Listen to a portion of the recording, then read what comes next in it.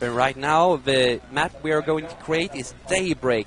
Daybreak being a very good map for all races, actually. Very much so. But, I mean, it has a big difference in length with many other maps. We can take, for example, Ohana. Ohana being a very short rush distance map, it is very good for Immortal all-ins. Especially, I mean, if you put your Robo at the natural, you can naturally just walk your Immortals right across the map. Yeah, exactly. And that does a lot of difference, actually, for your build orders, for your possibility to reinforce your defense quickly enough. If you scout anyone moving from a short map distance, of course, it's going to be a little too little time. So I'm thinking we're getting the game started here, and we're, of course, hoping for a five-game match. I don't know which way that works, but hopefully we will see a 3-2 result in the end, so we get as many games as possible, because that first one was a lot of fun, actually. Yeah. Right now we're having some technical difficulties with our lovely workers, and they are trying to get into the game, but I mean, technical difficulties are the play of a game right now. It's a bit of how StarCraft works. No, technical difficulties. It's something that manages to hit everyone who tries to create these events for some reason.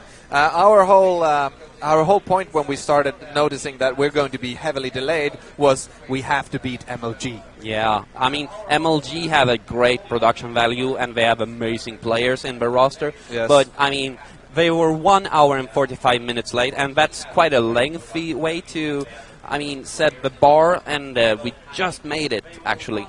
Yes, actually, that's true. And we wanted to move that way. I think we beat them by 3 minutes or something like that. Yeah, I mean, it's not really something to be proud of, but I am. Yes, you should be, as you should be. Let's see if we can get the stuff working here. I'm gonna join. Do we have a game? Oh, you're invited into the game, and let's see, making a referee, and we're done to go. Yeah, and our players are ready, and we are going to have an excellent game right here on Daybreak. And I'm thinking that it works for everyone involved. Ah, we're so happy. All right, so game number 2 between Jernstrom and RMP. Yes, this is going to be an excellent game. RMP being the red Protoss player and Jernstrom being the blue Zerg. I hope that this is going to be an excellent series. I think that this is going to be an excellent series.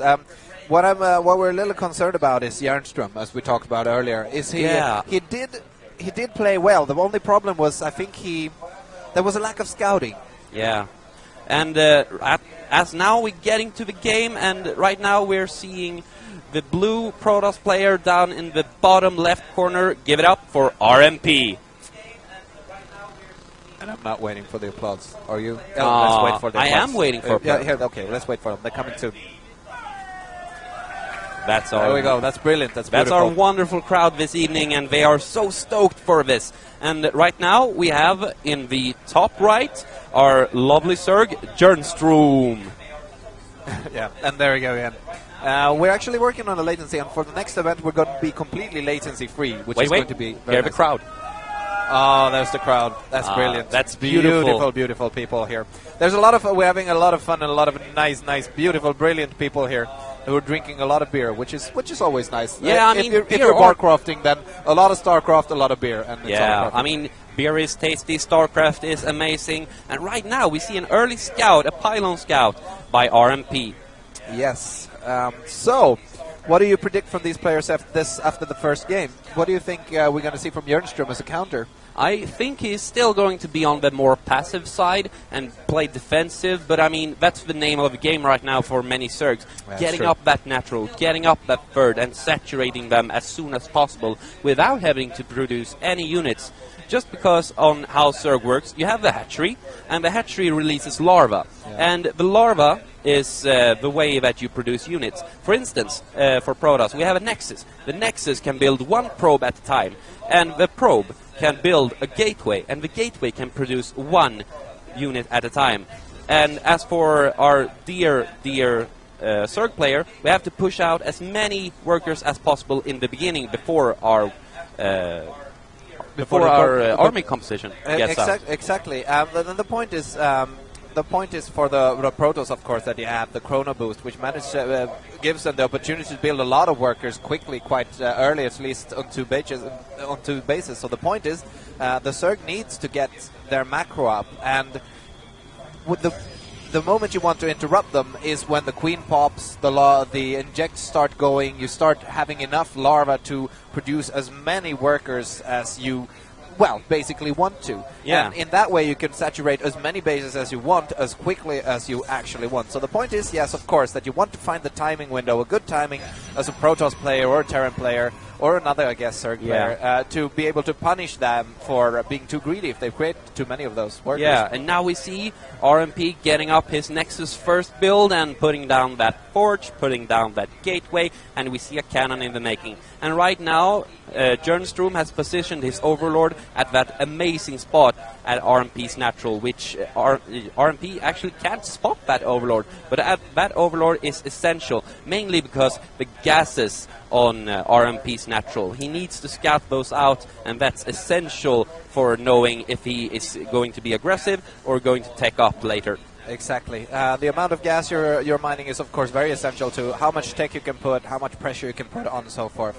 And we see quite good coverage from Jernstrom, and actually that other Overlord is going to spot any potential hidden buildings on that side, but I don't really know why you would hide any buildings there anyway. I think he's going to use this Overlord at around 7 or 8 minutes to float that into RMP's main and see if he can scout out any robos, any gateways, and perhaps a Stargate. Stargate not being so much used in the latest part of StarCraft 2, but I think it's coming back. I mean, many Phoenixes are very good against Zerg that only has 3 queens. That's very true. In this matchup before, I remember when MZ was reigning, he actually used the Stargate very successfully. Yeah. He had an interesting build where he actually took an early second base and he waited till he was quite far behind just to get up the Stargate tech. And actually we have a Stargate coming from RMP. Oh, I'm so excited by this, and I mean, I don't think Jernstrom is going to be prepared for this unless he uses his natural Overlord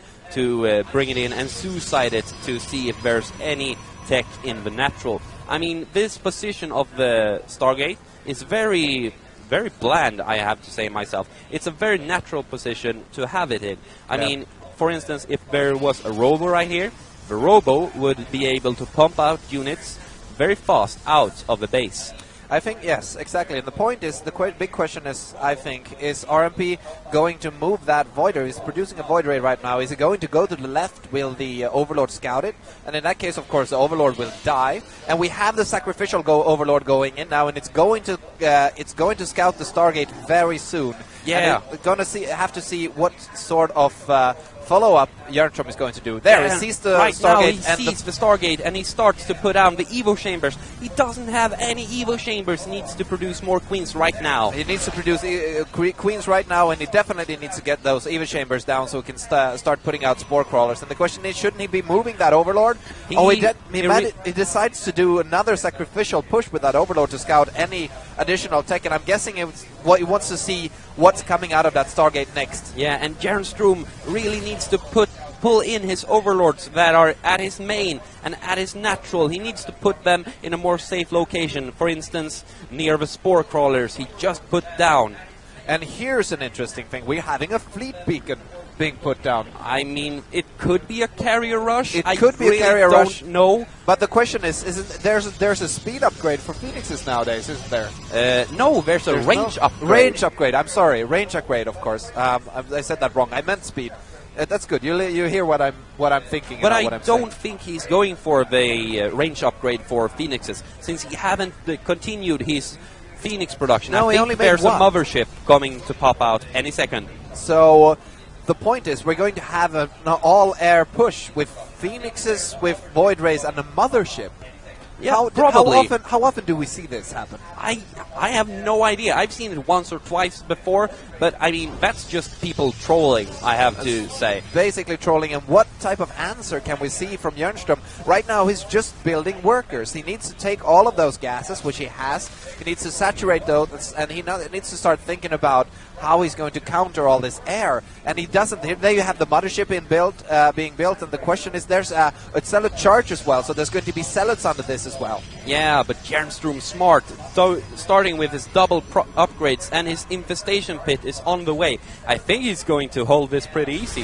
You think? Yeah, it could be, actually. He has a lot of Lingsing production, and he's got his 1-1 for melee, so is he going to just take this out with the infestors? Is that the idea? I do not know, but it is a great way to cancel out that air army. But now at RMP's main, we see that mothership making that glorious mothership that we usually doesn't see until the 20-25 minute mark. No, something like that. And I'm thinking that as soon as we see a mothership pop here, we're going to have a huge shear in the whole building. Yeah. I'm thinking that. Now we see Jernstrom moving at RMP's third. He hasn't started the cannons. No, he doesn't have and any he's going to have to cancel those cannons because there's no way that he's going to be able to hold that. And the point is, he doesn't have that much of a ground army. Yeah, he has an Archon, he has Zealots, but they don't have +2.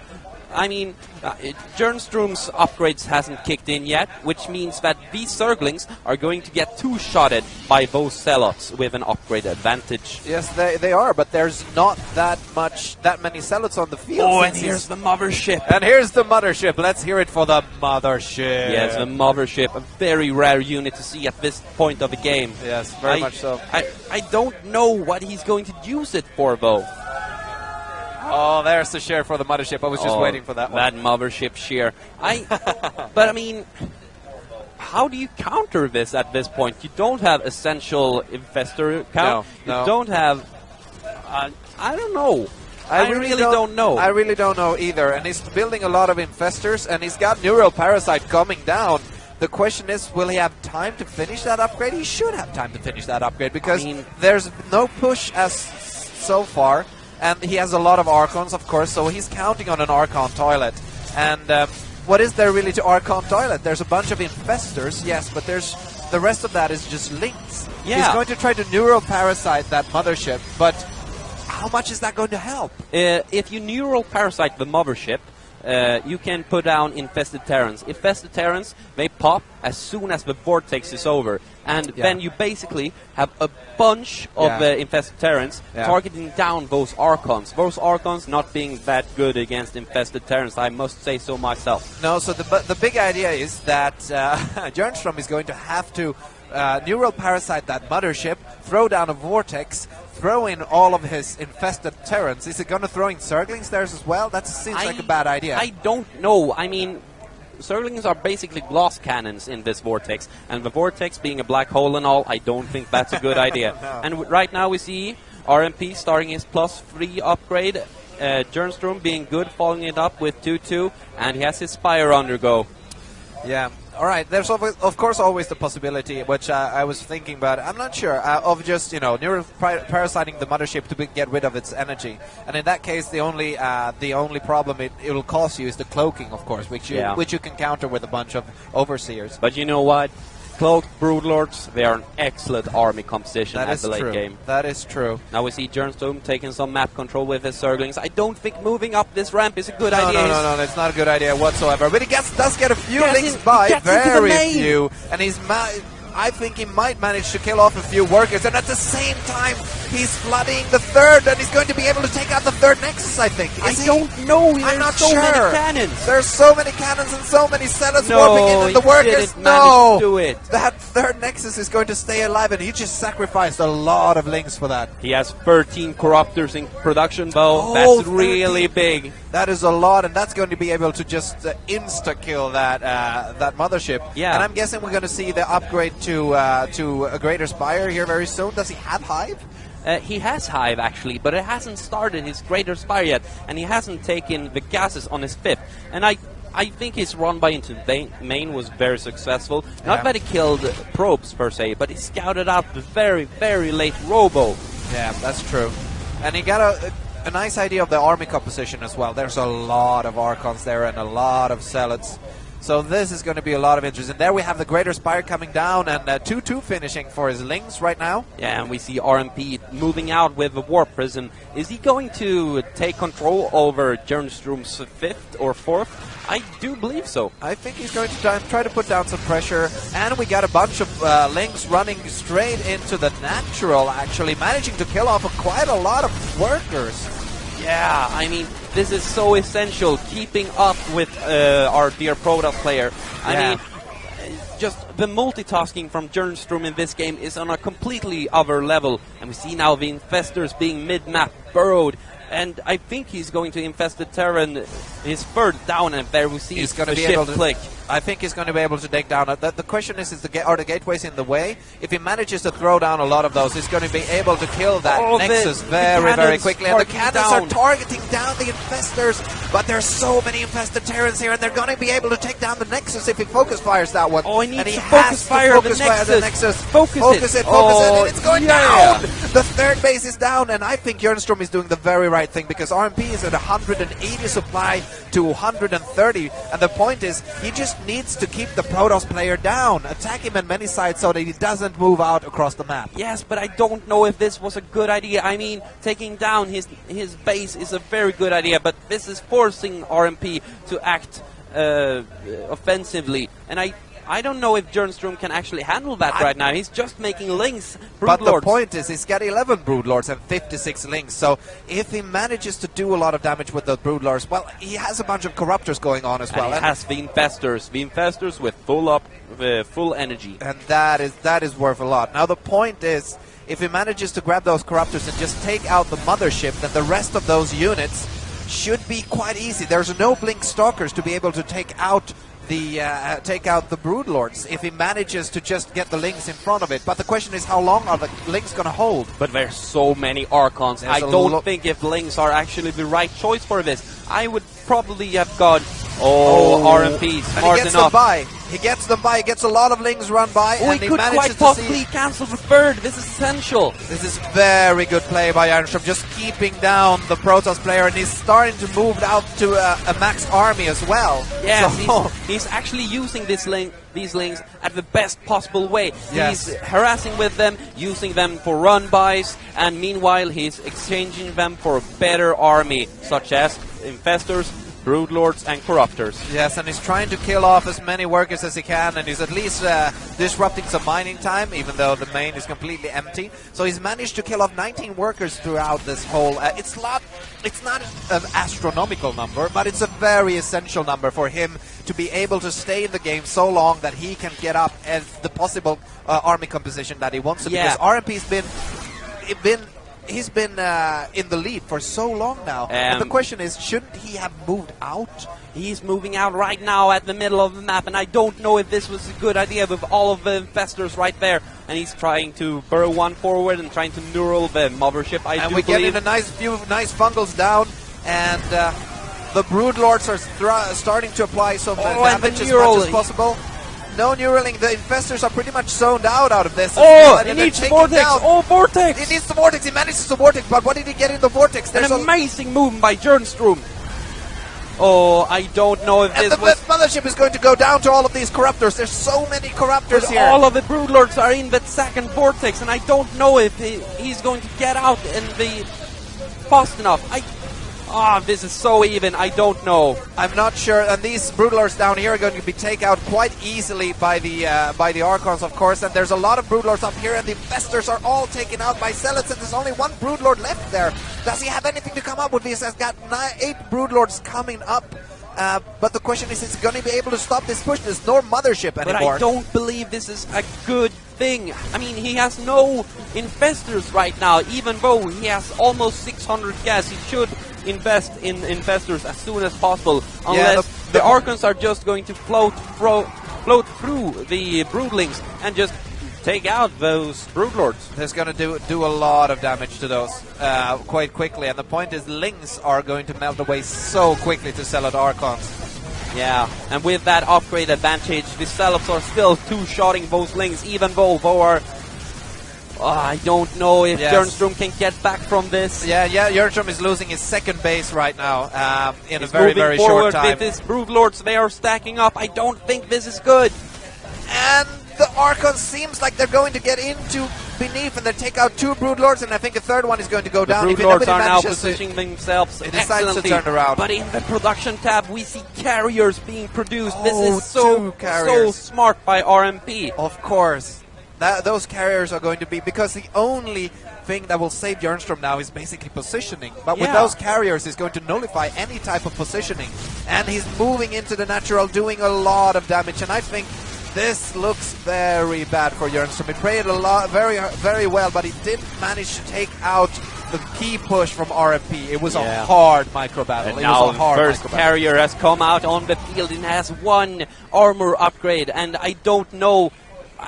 I don't know how Jernstrom is actually going to react to this. I mean, he's making corruptors, he's building links not being the essential unit right now. No. He needs to power out some corruptors, he needs to power out some infestors to fungal those interceptors and Yeah. deal with the air army, because You can fungal interceptors? yeah, Oh, I didn't know. it's an know. excellent way to That is- waste the Protoss mineral income. Yeah. As That's we a can see brilliant now, way. as the interceptors are starting being produced, our Protoss players' income is extremely low. Yeah, and RMP is trying to put down as much pressure as he can. And the point is, well, Jernstrom has taken his bases again, but with the next push coming from RMP, behind the big push he did earlier, he took his 4th base, and he's just very methodically trying to roll over Jernstrom right now. If RMP is really, really clever, he's going to warp in a few zealots and do another run-by with this Warp Prism in the bottom right. But right now I think he's very focused on the Zerg army at the middle. And he should be. That is quite an army still. And he has 1 carrier under there, but how much is that going to be able to do? Yes, he and has the mothership is Broodlords out again, and it's going down before any very, vortexes. very quickly. And after that, he managed to take out the Corruptors, But it though, so he has doesn't matter, nothing. the Zealots are shredding the Lings, the Archons, destroying the Broodlords, and the Broodlords are just melting to the Melting, Interceptors. and there's nothing to take out the air units. There's no Corruptors on the field. There's 7 popping out now, but they're not going to help We see against Jernstrom carriers. dropping in supply, 86 supply versus 136.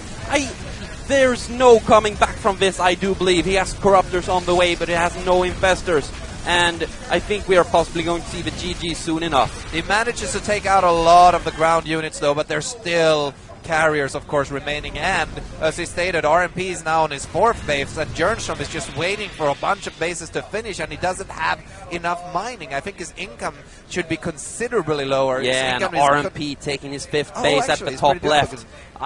He's not all in. He's just ahead, basically. He's just ahead, basically. And he manages to take out 1 carrier. Soon the second one is going to fall, and the third one is going to fall, I think, as well, quite easily. So he manages to stop this, but will he be able to get up his economy enough to be able to withstand And right the now we constant see at pressure? the bottom right, Zealot shredding that 5th base of Jernstrom. I don't think he can actually save this base with Lings.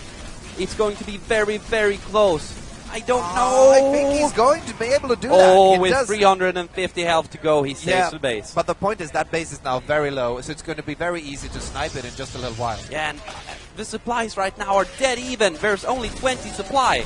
And he's cutting a lot of Zealots in the middle, evening it up even more. And right now we see RMP still researching that air armor upgrade. And he needs to do something with these probes that are not doing anything right now at the natural. They're done with gas mining. And I mean... But the point is, it's still actually... he manages to take... It's a big Ling running at the top, trying to take out that base, and he manages to cancel the base at the top. So, actually, RMP is still down, and he manages to catch all of the probes transferring over there. So many workers dying. He just dropped around 20 probes. There's 40 killed by RMP, 34 by Jernstrom. And he decided to try to do as much damage as possible, and I'm thinking that, there's the a good GG game from by Jernstrom. Jernstrom. A really excellent game. Yeah, I think the point was that he was basically starved out. He didn't have any mining going on, and he tried to do as much damage as possible with that last one, but... Yeah, but I mean, if he would have been a little bit less aggressive, I do think he could have come back. But for a moment, the supplies were equal, and that's really important in this close of a matchup. That was very important, and for a moment it looked like he really could come back. If he would have turned back home with those workers and just let the Protoss possibly starve out without getting a fifth base, then he could have had a shot, I think. Yeah, continuing with those very efficient link run-bys, and I think he could have scratched his way through. And as long as he wouldn't commit his entire army to it, rather than just throwing in those corruptors. Yeah, I think it was a little premature. And actually, since this is a best of 5, I'm anxious to see what type of map he's going to choose now. Yeah, but until we get our notifications for the next map, we're actually going to a commercial break. We thank you very much for watching, and we'll see you right after this. All right, we're going to chill out for a little while. See you in a while.